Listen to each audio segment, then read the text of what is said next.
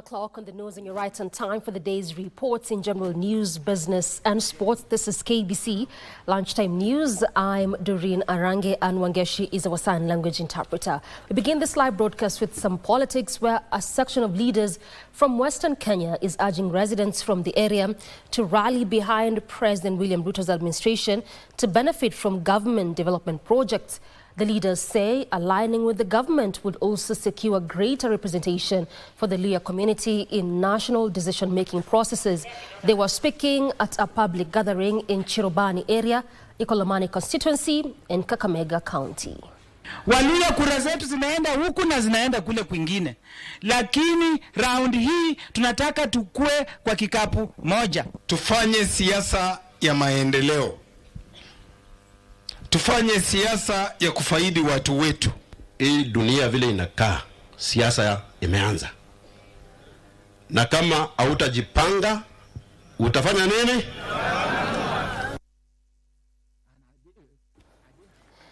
Legislators have continued to defend the National Government Constituency Development Fund (KITI), saying the monies have brought tangible progress at the grassroots levels. The members of Parliament took a swipe at individuals who they say peddle claims that the fund benefits the lawmakers.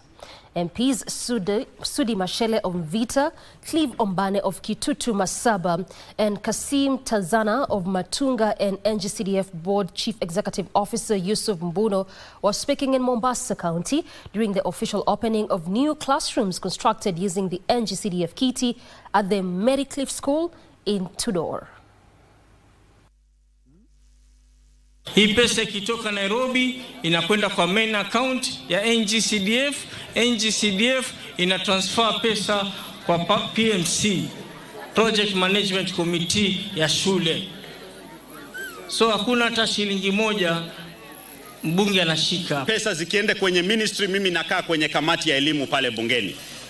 Hakuna vile hii shule yenu itapata hizo hela. Kwa maana zikiwa pale majuma mawili matatu mmeona yaliyokuwa yakifanyika pale. Hela zinaenda upande mmoja. Kama ni baba, ni nani, ni shangazi atakayepinga ajue yeye ataenda NGCDF ifanye nini?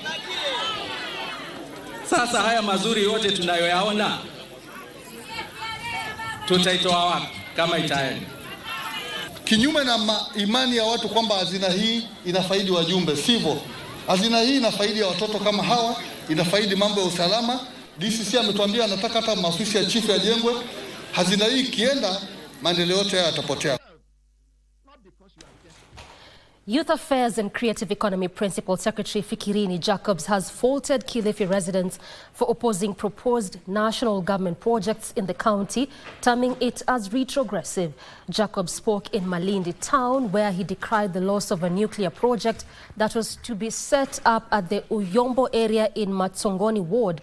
The project was moved to Siaya County after continuous anti-nuclear protest in Kilifi County, with the PS now urging the residents to embrace future national government projects which will spur economic growth. Muradi huu uliopelekwa Siaya ambao magavana wa Nyanza wamesimama kukumbatia ni muradi ambao ulikuwa hapa Kilifi, lakini cha kunistajabisha ni kwamba kule Siaya, kule Nyanza sijaona grupu hata moja, sijaona CBO, sijaona civil society ambayo imeenda kotini kupinga mradi ule kujengwa kule. Kenyans have been urged to embrace peace and unity as the country works to heal from the recent youth-led protest that rocked towns across the nation. The appeal was made in Ngong, Kajiado County during a peace caravan that brought together security agencies, clergy, boda riders and members of the public. Speakers of the peace caravan stressed the need for harmony as the country heads towards the 2027 general elections. Hatutaki na hatutaraji na hatutamani wala hatutaki kufikiria marudio ya yale yalitokea karibuni. Na kwa sababu sisi hatuwezi peke yetu, ndio tukasema tutafikia kila sekta. Kila mmoja aweze kuhisi ni jukumu lake kupatikane amani ili sisi sote tuende mbele. Between now and 2027 kile sisi tunataka kuona bwana DCC sio the next president, sio the next MCA, sio the next MP. Tunataka kuona the next Miu and the next watoto wetu wakienda shule. Ile kitu ya muhimu kabisa, tukikaa kwa amani kabla ya uchaguzi, sisi tukae kwa amani. Elsewhere, Interior Cabinet Secretary Kipchumba Murkomen says licensed liquor manufacturers in Kiambu County and the larger Mount Kenya region have built small outlets where they are producing cheap illicit brews and supplying them to unsuspecting customers for financial gains. He has warned that the licenses of the culprits will be withdrawn and an operation conducted in the next 100 days to weed them out. Politicians have also been warned against forming criminal gangs for use during demonstrations. Murkomen spoke during the 29th Jukwaa la Usalama security tour in Kiambu, Mount Kenya chapter. He was accompanied by both Deputy Inspector Generals Eliud Lagat and Gilbert Masengeli. Putting on notice all the business people who are misusing their licenses that we are going to close their businesses. We are going to withdraw particularly the licenses for manufacturers who are using the manufacturing licenses to have other satellite businesses, manufacturing centers, especially in slums, in places like Kikuyu or Kiambu here and Thika. We are going to withdraw your licenses if you are going to misuse it, so that you are getting adulterated alcohol, ethanol to become part and parcel of what you are selling, so that you are making money, paying no taxes, misusing caps, stamps. We are going to ensure that those licenses are also going to be withdrawn. And when we do so, we don't want people making noise here that we are killing businesses and so forth. We want to protect the people of Kenya. We have also the other problem in this county that is of great concern is having criminal gangs, particularly that are thriving because of political influence. Those who are harassing business people, extorting from them, extorting from matatu owners, extorting from small businesses. These criminal gangs are of late seeking cover around political activities, some of whom have been involving themselves in heinous crimes, particularly during mandamanos or during protests and demonstrations. And our section of human rights champions in Kilifi County have called for inclusion of men in the fight against gender-based violence dialogues. In order to end the notion, the lobby group is using football matches to bring the youth together and sensitize on the dangers of gender-based violence. The activists are also urging the youth to resolve disputes through peaceful dialogue. Minister of Interior go enter this matter. If she know the immigration officer, Controller General of Immigration go enter, because Kishule, we are focusing on early pregnancies and drug abuse, which are very, very rampant around here. This being a slum school. Tunabangi paka nauza paka shule, na pregnancy cases are on the rise every day. GBV ni kitu ambayo inafanyika sana huko mtaani kwetu, lakini sana sana ni tunasema ni wasichana. But sasa tunaona ni both boys and girls. Tumekuja hapa, as we kick the ball, we know that we kick GBV. Male engagement haiko sana sana. Na sisi kama Shirais tumehusisha wanaume. Manake huwa hao ndo mara nyingi huwa wanakuwa left out. Tumewahusisha wanaume katika hizi awareness zetu. Tumekuwa na community dialogues, tumekuwa na barazas, tumekuwa na engagement na gatekeepers. Wengi wanafikiria kuwa ni kina mama peke yake. Sisi wanaume pia tunadhulumika wakati mwingine. Kwa hivyo tunataka mashirika kama haya yakiwa yanapeana nasaha kama hii, ijumuishe, ihamasishe kuwa gender based violence ni kina mama na kina baba.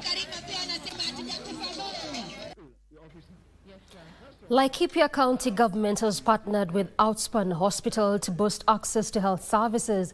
The collaboration will also address mental health challenges in the region. Speaking during the official opening of Outspan Private Hospital, Nanyuki branch, Laikipia Governor Joshua Irungu revealed that the partnership will give patients access to specialized doctors' services and advanced diagnostic medical equipment, saving them the trouble of traveling to facilities' main branch in Nyeri and other counties in search of specialized care.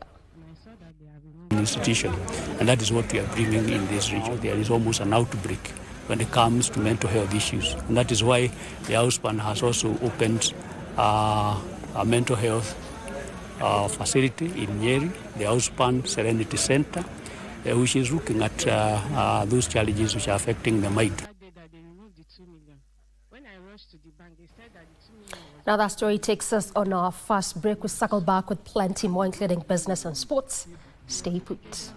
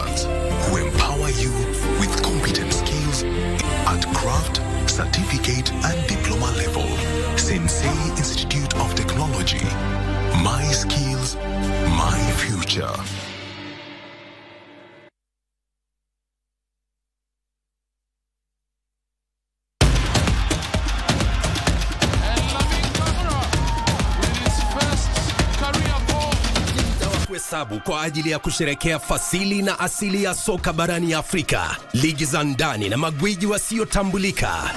Mangeni Alvin anaichanja ndani uzuri, David!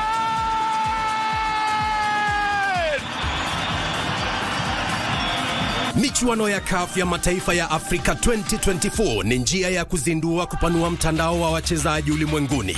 Timu itakayoshinda itazawadiwa dola za Marekani milioni 3.5 pamoja na kujivunia kulinyanyua kombe hilo.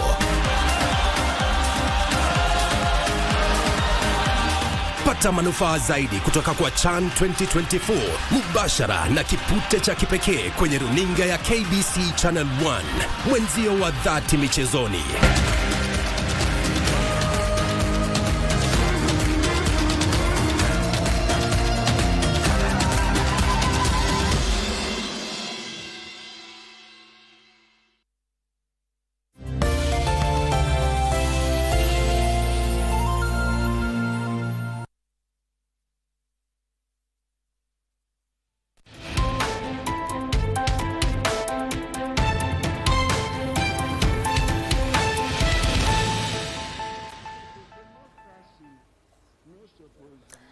Welcome back here on Lunchtime News. We continue to inform you. Now, the Ministry of Health has stocked 86 health facilities in Kitui County with anti-venom to help curb the rising cases of snake bites in the region. Kitui County Medical Supplies Chief Officer Agri Kamba noted the upsurge in snake bites, urging residents to seek urgent medical attention at the nearest health facilities in case of an incident.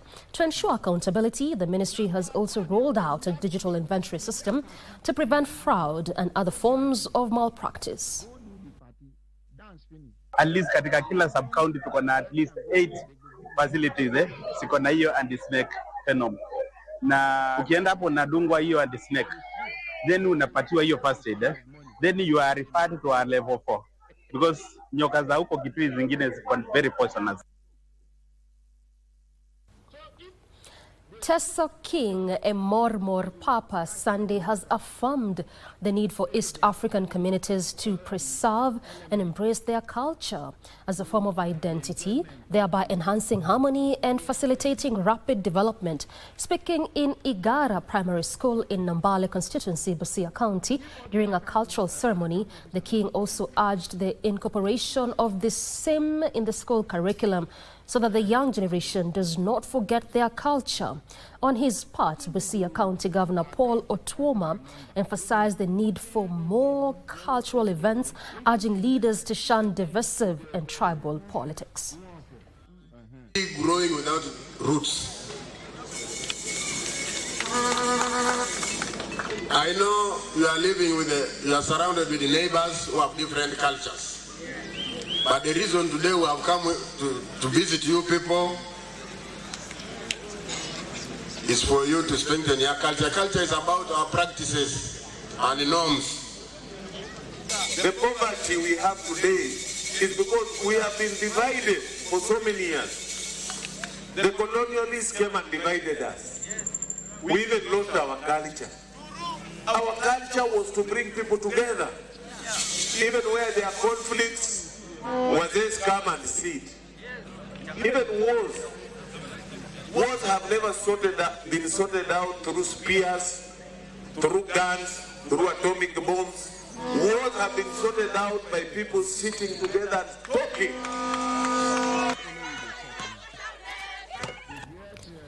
The construction of the 1.4 billion shilling street hydropower project along Chemosit River in Kericho County is set to resume after stalling for years. Agriculture Principal Secretary Paul Rono, who visited the construction site, says the project is key in cutting production costs to enhance profitability of the tea subsector. He added that the project, which will be carried out in 4 phases, is set to be completed and commissioned by June 2026. Some sustainable programs the government is putting in place to really bring this sector of tea on course like other sectors. We have also now come to tea in a very strong way, and within the next 1 year, our menu as government will be tea to fix the tea sector. The government is considering converting about 3,000 under-enrolled senior secondary schools with fewer than 150 students in junior secondary schools to ease the transition from grade 6 under the competency-based education curriculum. Basic Education Principal Secretary Professor Ambassador Julius Bitok emphasized that the move, if approved, will optimize school resources and cut infrastructure costs. Stakeholders, including religious leaders and citizens, will be consulted before any decision is made. Professor Bitok also reaffirmed the government's commitment to free primary and day secondary education amid negotiations to release delayed capitation funds to 12.6 million learners. To ensure that the entire amount of money allocated for capitation gets to our schools. Of course, I'm aware that over time, sometimes there are delays here and there, but we are doing everything possible to ensure that free primary and free day secondary school is a reality for all Kenyans. So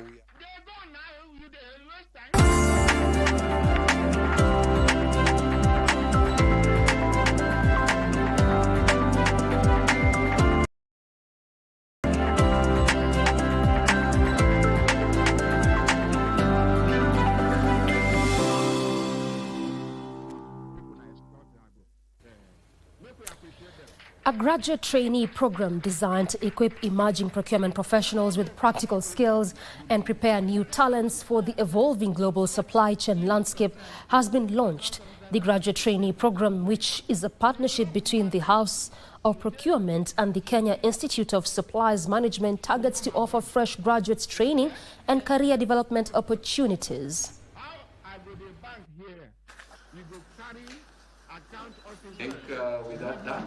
The selection framework, it will be competitive. We want the best of the best, but also equal opportunity, and also to look at the diversity and inclusion criteria. Our role also to compensate the trainees. The trainees will be compensated. There will be real graduate interns because they'll be doing real jobs. So the compensation of the trainees with competitive stipends in compliance with the relevant laws. Mentorship will be critical. For them to learn from other experienced parties within House of Procurement, the KISM network. It is noteworthy that the supply chain ecosystem is evolving, and we want to also see what kind of opportunities we can be able to look forward to when it comes to research on small and medium enterprises. Of course, both our institutions have been anchor institutions when it comes to bringing together stakeholders, including professionals, in a number of events. And we also want to see how we can be able to deliberately invest in developing networks. Right now, we want to check in with our reporter, Regina Manyara, who is currently in Mombasa County for the 4th Annual Association of Consulting Engineers of Kenya conference. And the conference seeks to, amongst others, just explore the dynamic evolution of engineering and technology. Our very own Regina Manyara is there. This is going to be a 3-day conference from today all the way to 20th. Ray, what more are you gathering from Mombasa County in respect to this conference?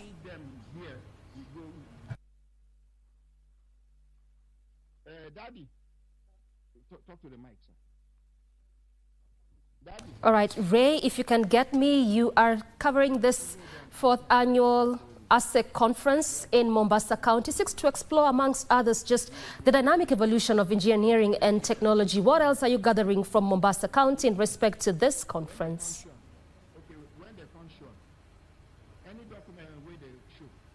Good afternoon, Doreen. Indeed, we're coming to you live from Mombasa County. This is the 4th annual ASEC conference, and this year's theme is about engineering for the future, but with a keen interest in matters driving innovation as well as navigating the industry from 4.0 or 4.0 to 5.0. But what does it mean? So to take us through this conversation this afternoon, to just give us a quick summary of day one, where the chief guest was none other than Energy Cabinet Secretary Opiyo Wandayi, who said that for Kenya to thrive when it comes to socio-economic development, there is need to really focus on matters of energy, identifying low-hanging fruits within smart cooking technologies, as well as looking as power generation. But how does power generation to transmission get to have the Kenyan imprint? President ASEC, Engineer Jane Mtilili. How do we get here?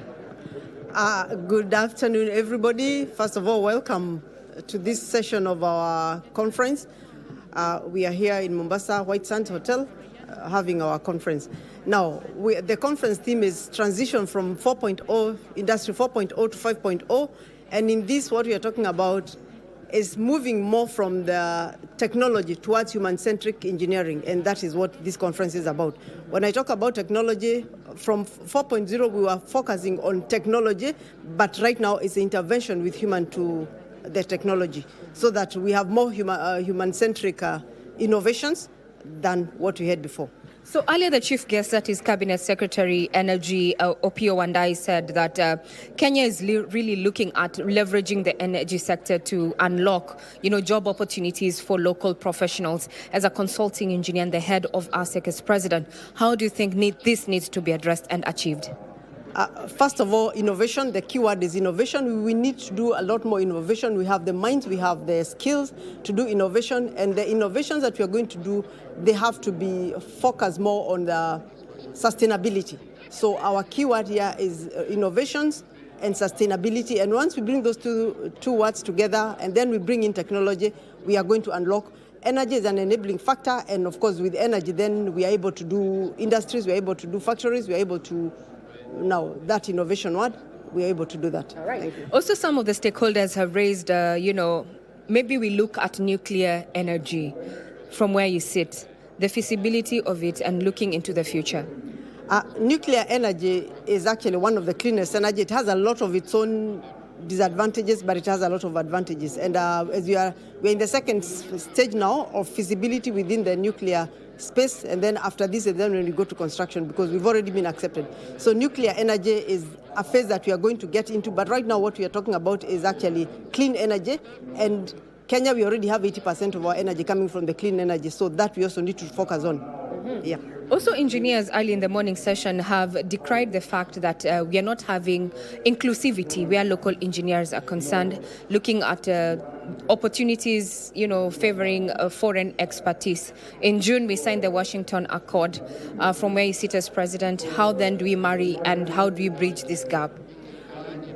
We must admit that, as I said, Kenya, we actually have 28 engineers registered with EBK in one category or the other. What we need is a skills gap, skills training on that, and we are working on that. The Washington Accord actually just recognizes Kenyans as we have the prerequisite training to be able, training that we can actually now go into the global market.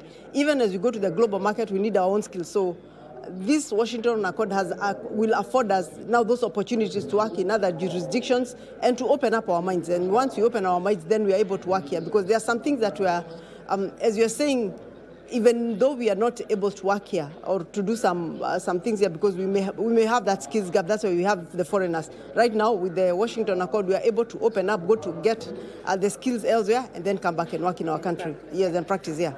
Public-private partnerships, and also looking at just generating, or rather using these particular projects, especially in the affordable housing, has adversely been mentioned in the morning session. How then do we unlock this for local engineers? There are plans to do a policy review. What's your take on this? Yes, I think that's a discussion that we've agreed we are going to continue with right now. Immediately after this conference, we have a meeting with the authorities, I think next week or the next week, but one towards that. But we've also had our African Development Bank. We've had the Vice President talking to us about how to actually leverage on the bank so that we can also get projects. We can get into the table where projects are being discussed. And once that is done, then we are able to unlock ourselves. We seem to be in a kind of a silo. So once we get that, then we are able to unlock ourselves and get into where the big projects are being discussed. And that will now open up the engineering space for all of us, for the ones in school, for the ones who are practicing, and everybody will get something to do. Women and the youth seemingly do not have the equal opportunities within the engineering profession. What is being done to address this? Because this has been a challenge for years now. I have one of the youth leaders here. Maybe he can quickly comment as we bring this to a close. I think young engineers have an opportunity to work. For example, the Association of Consulting Engineers is giving us a chance to train and a chance to grow as professional engineers to become consulting engineers. So the youth should actually come up so that they can be trained and have the opportunity to occupy the space. And I also have to comment that no one is going to take you from your comfort zone. You must identify a mentor and work under a mentor to grow. Thank you. Now, the question of there's been a proposal to have a sandbox that is going to help young engineers also now be active in this particular space. What is your take on this? It's important to identify on how to bring young engineers to come up. So having a structured framework. I want to say that Madam President has been at the forefront of forming caucuses that is allowing young engineers to be structurally trained so that in different professions where they are, they can actually come up. And this one has taken shape, perhaps can be beefed up and be given a chance to become more better. Right. Thank you. Very well said. Now that's just but a quick summary of what has been happening in day one of this particular 3-day conference, where stakeholders within the engineering fraternity from the private sector as well as government have converged now with a keen interest of moving from matters technology, but now having them infused with human eccentricity there, just moving to the new future of engineering. I'm Regina Manyara. We're live from Mombasa County. I hand you back to Broadcasting House. Thank you very much, Ray, for that. And we also look forward of more will develop from this Association of Consulting Engineers of Kenya conference that is running from today all the way to 20th of August. That's on Wednesday this week. For now, we take a very quick breather. Plenty more on the other side, including more business stories as well as sports. Stay with us.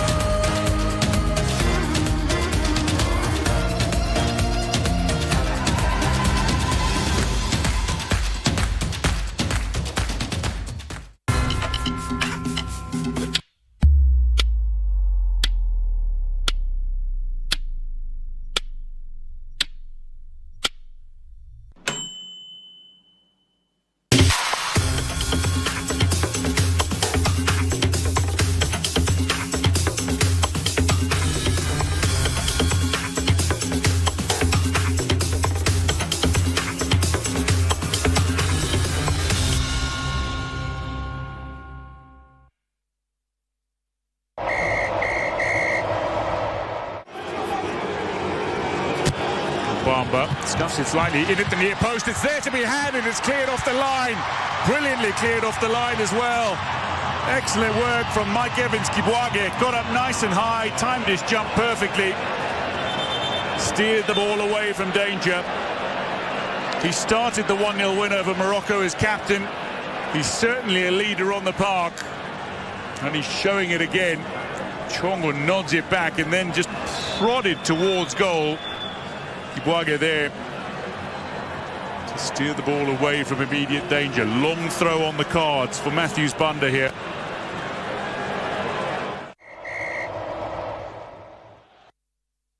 Back your favorite team as they battle for glory in the Total Energies CAF African Nations Championship 2024, right here on home soil.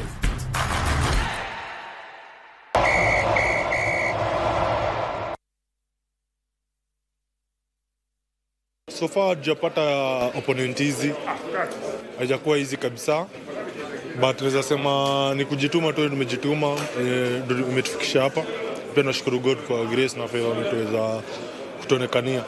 So hopefully pia Madagascar same mentality. Ni poa that tutacheza game yetu hapa home because tumeweza kutop group, so hiyo ni motivation pia. Alafu pia tuna hope mafans watakubaliwa kuje in large numbers. Yeah.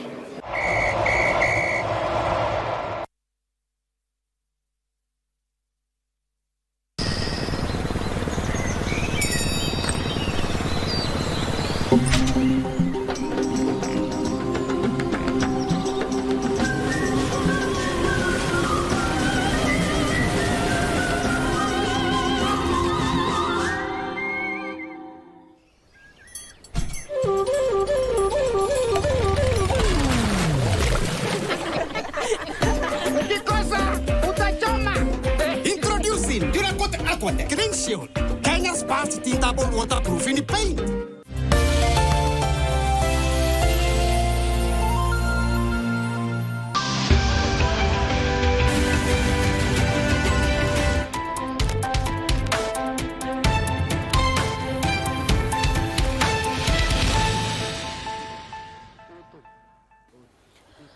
Welcome back.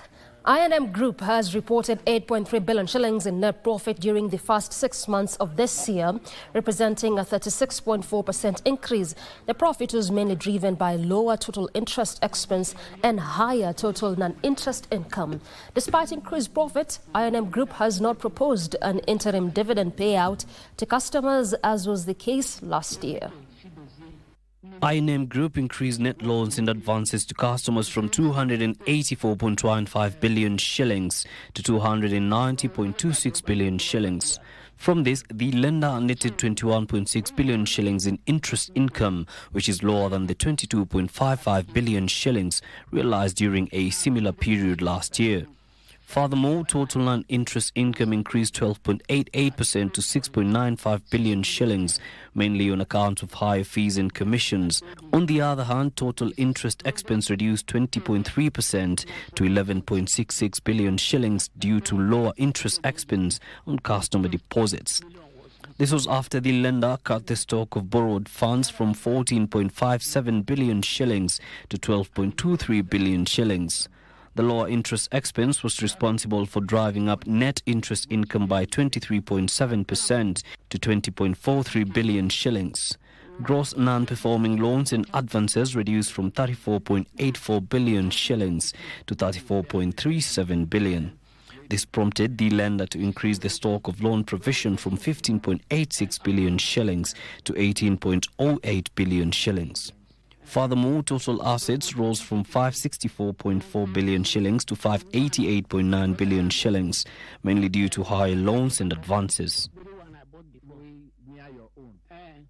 That you want to sell them. Maybe he's in need of money. For that reason, he will remove the 2 million naira from Coffee farmers have been urged to voice any concerns over the payment of funds through the direct settlement scheme. Cabinet Secretary for Cooperatives and SMEs, Wycliffe Oparanya, says the system is said to be improved, adding that it was set up to deal with mismanagement of farmers' earnings by cooperative societies. Local leaders called for strengthening of cooperative societies and removal of middlemen from the value chain in order to increase farmers' earnings. They emphasized the need for guaranteed minimum returns, ensuring farmers are assured of consistent payments. Migori County plans to increase its annual coffee production to 5 million kilograms. Na because of mismanagement, sasa tumeamua pesa iende kwa mkulima direct. Na watu wamepinga, wengine wamepinga. Tumefanya utaalamu, tumeangalia mambo ya cooperative operation nini, zile ziko efficient, zile ziko inefficient. Tumepata cooperative kulipa mambo yote, wanataka only 20% ya hiyo pesa yako, kwa sababu mpaka cooperative nayo ilipwe kitu na mkulima apate 80%. Let us strengthen the cooperative movement to remove brokers. Hawa broker watatolewa tu ikiwa coffee societies zetu na cooperatives za Wakuria zitawekwa nguvu, ili kahawa inapokuja inawaondoa hawa. Pili, guaranteed minimum returns. Mwananchi analima kahawa akijua bei ni nini. Governments in Africa should offer targeted funding, training and incubation to support the youth keen agripreneurship. Youth drawn from 22 counties meeting in Gilgil, Nakuru County also called for embedment of agroecology and environmental education in the school curriculum. They say biodiversity and capacity building are key in supporting the transition to food sovereignty in Africa.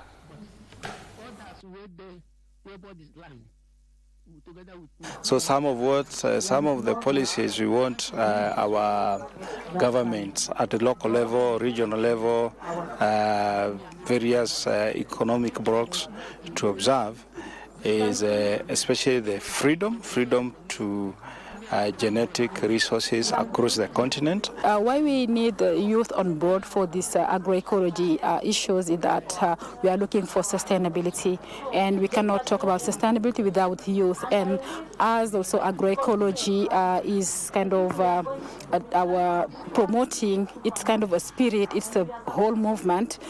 Tukiangalia vile ambavyo tunaweza zidi kuendeleza kubuild the capacity of our young people, ili wanaweza kuwa ndio ambao wanaweza kuleta change, kwa sababu tunajua tunapoangalia mambo ya seed sovereignty katika Afrika, sheria ambazo zina govern mambo ya mbegu ni sheria ambazo ziko very punitive.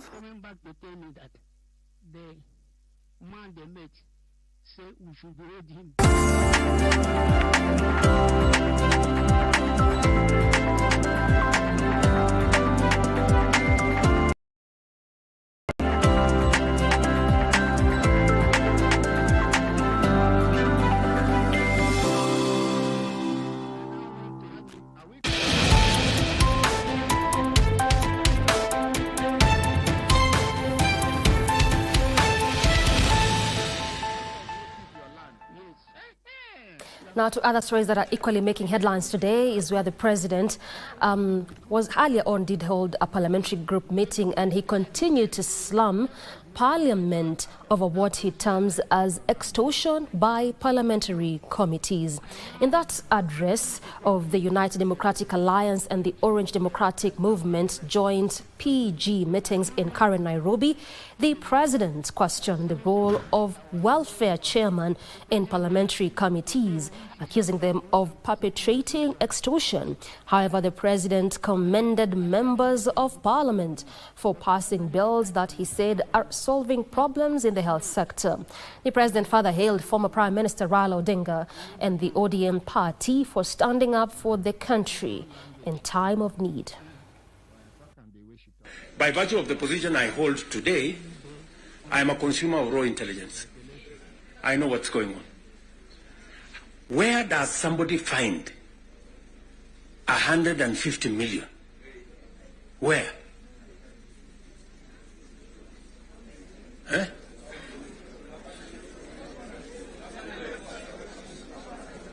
Is that his money? That is money that belongs to the county. Is that correct or not correct?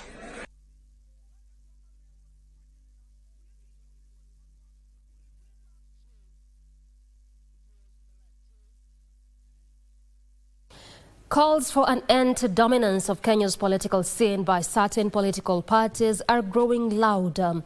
The National Liberations Party, NLP, is the latest to distance itself from what it calls a tired, self-serving political elite.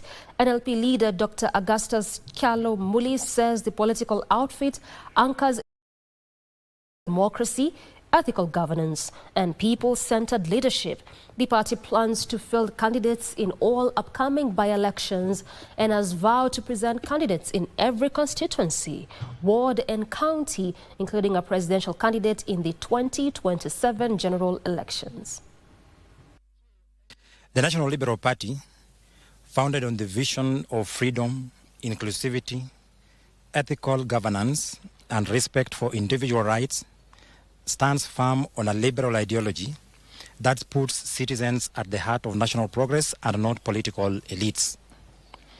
Guided by transparency, economic fairness, and genuine public service, National Liberal Party today convened its leadership meeting to declare that we are tired of a political atmosphere that strangles the people of Kenya.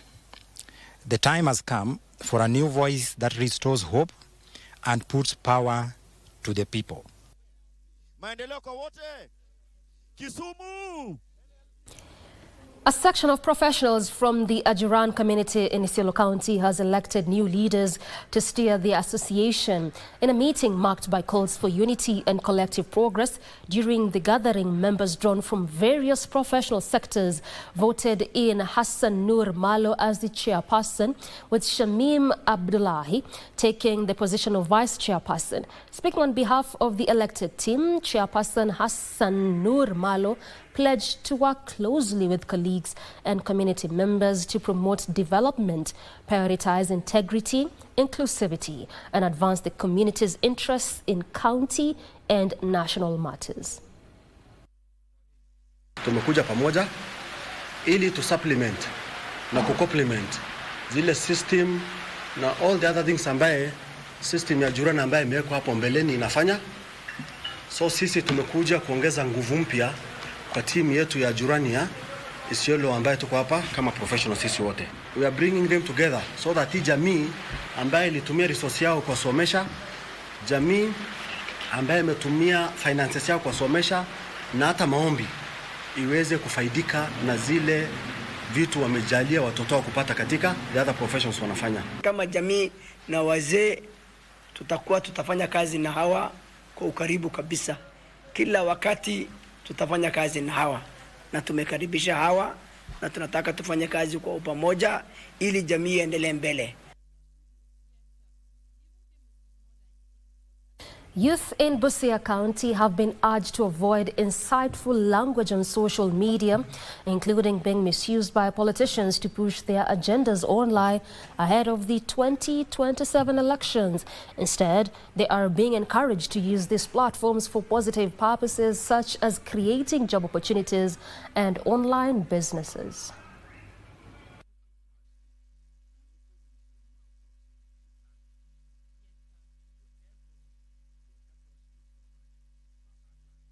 tumekuja kuhamasisha wanajamii wa Busia kuhusu digital threats.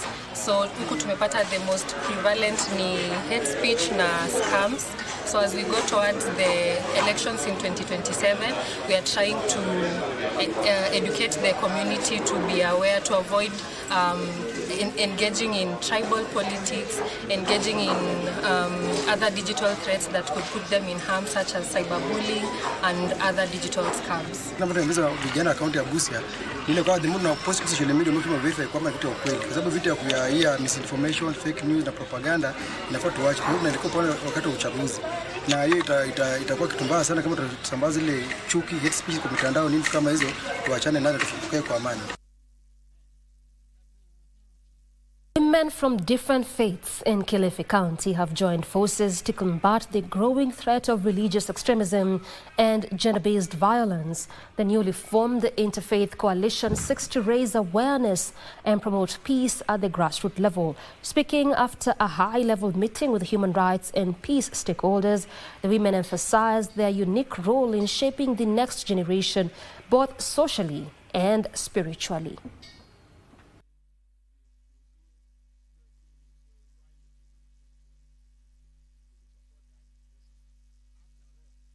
Tukaona sisi tukija pamoja na vitabu vyetu vya dini na maadili yetu ambayo tumelelewa, basi hawa watoto ambao labda wanafuata misimamo mikali, hawa watoto ambao ni rahisi kupotoshwa, tunaweza tukakaa nao, tukajadiliana na wao na tukaanza kuwa na mwelekeo. Naomba viongozi wetu, hasa serikali yetu ya Kilifi County, waangalie sana hizi policies za GBV ziwe implemented, ili hawa wanaohusika katika hali hizi zote wapelekwe kotini na haki ipatikane. Sisi tunawaunga mkono chini ya mradi huu wa prevention of violent extremism. Pia tunahusisha sana masuala yote ya amani, kwa sababu tunafahamu kule tunakoenda tunaelekea upande wa uchaguzi.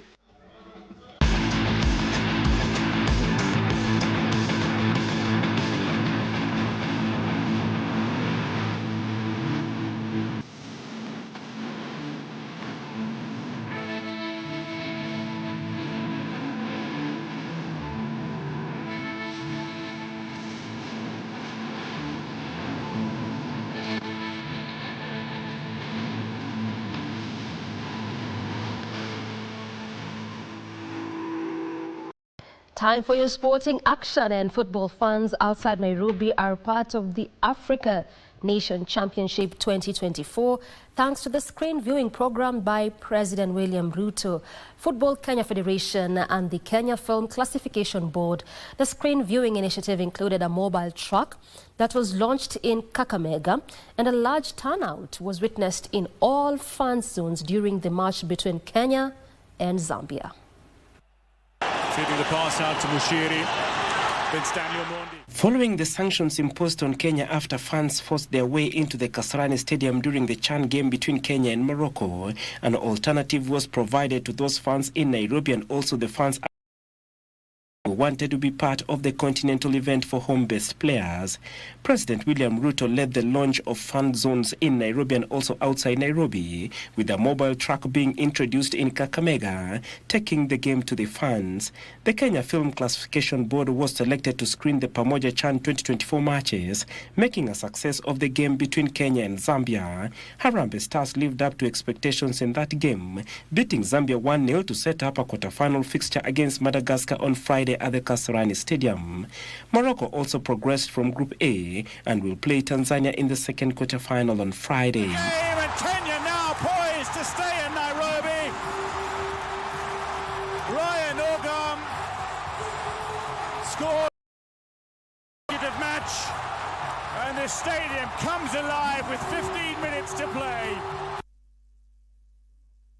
As Kenya concluded its CHAN 2024 group matches with a historic qualification from the quarterfinals, Fans have been an integral part in propelling Harambee Stars that far in the tournament. Chan's fans' attendance has been high in all matches involving Harambee Stars, with yesterday's match against Zambia recording an attendance of over 26,900 spectators at the Kasarani Stadium.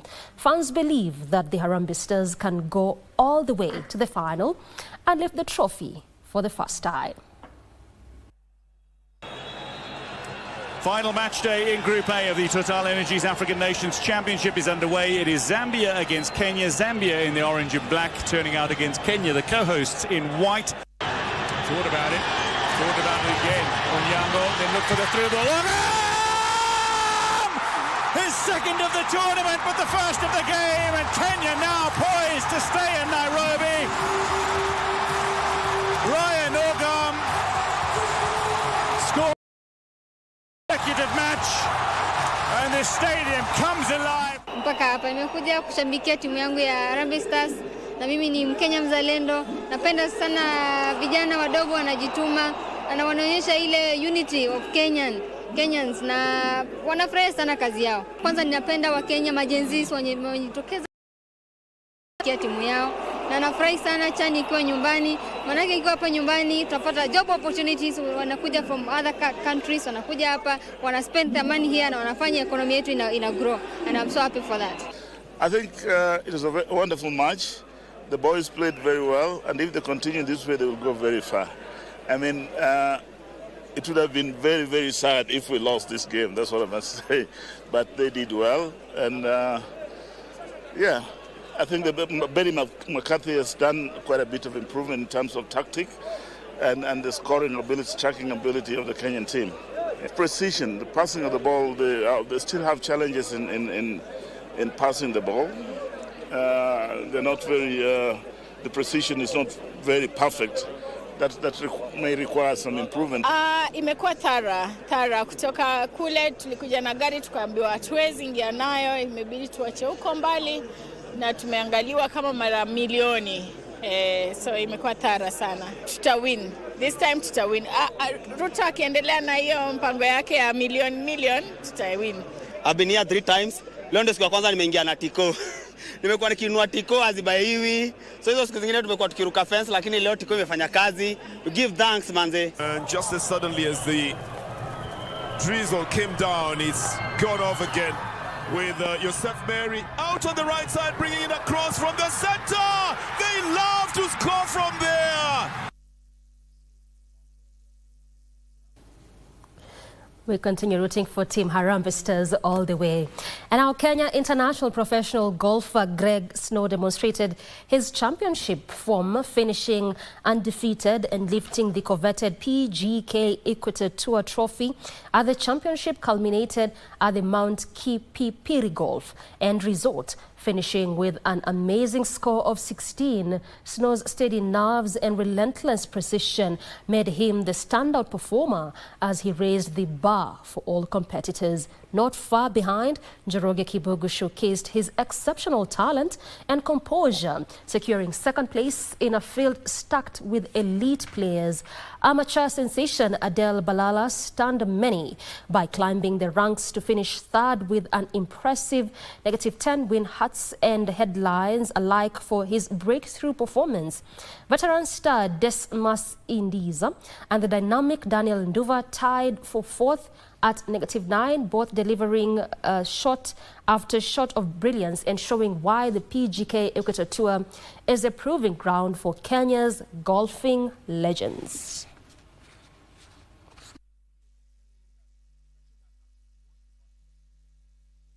This week I was very steady off the tee and also made some very good iron shots. So generally around, I think I could tick a lot of boxes in my game this week. The Equator Golf Tour stands for both growth, opportunity and excellence in the game of golf. As we continue this journey, our aim as sponsors, professional golfers, and so with Adele, an opportunity to raise their standards.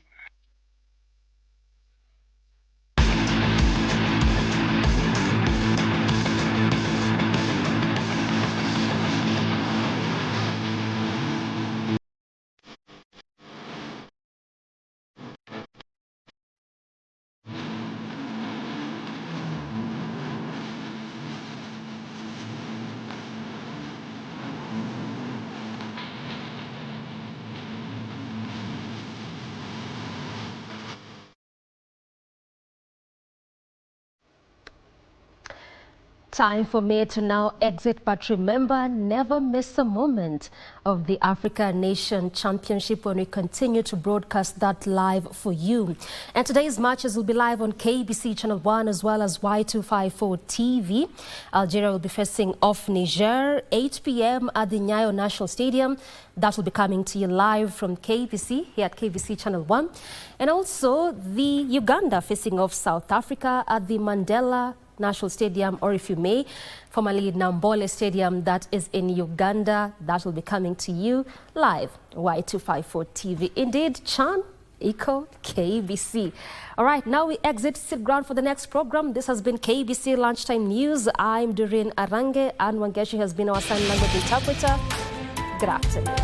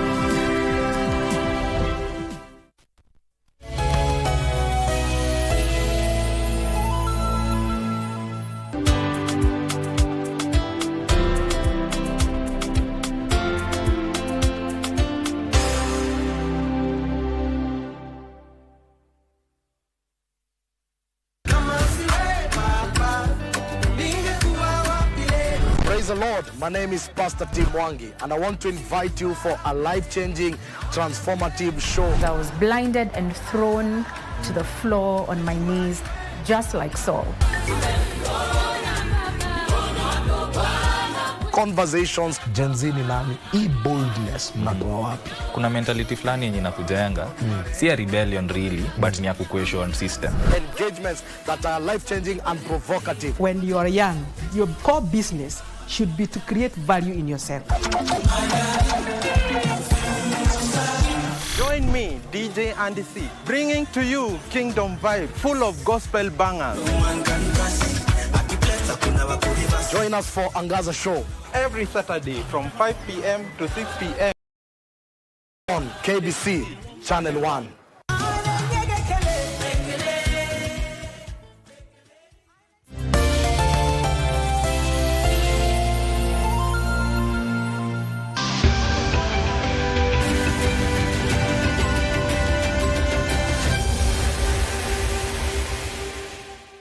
But now they make their way onto the pitch, the yellow and black, the Uganda Cranes in the green and orange. Niger led out here by